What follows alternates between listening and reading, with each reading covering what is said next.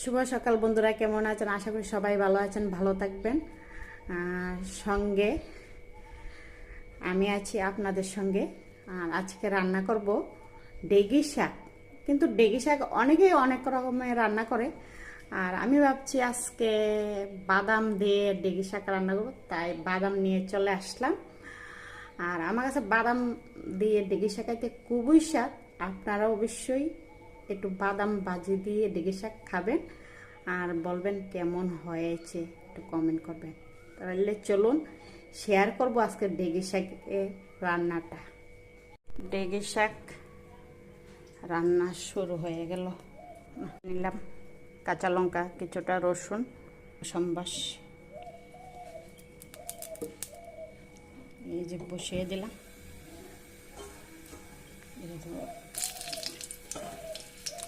তেজপাতা দিয়ে দেবো, রসুন,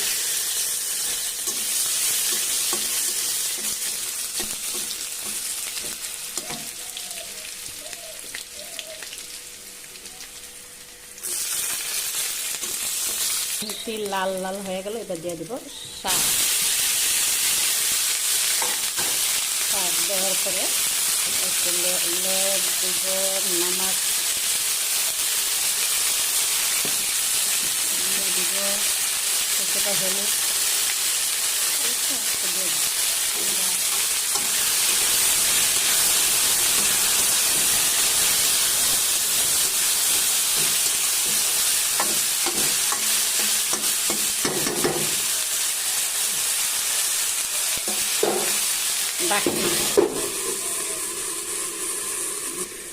একটু কমিয়ে দেব। মোটামুটি আমার শাক হয়ে আসছে, ডেগি শাক। আর আমি একটু বাইরে দিয়ে শাকটা একটু বাদাম ভাজা দিয়ে দিলাম।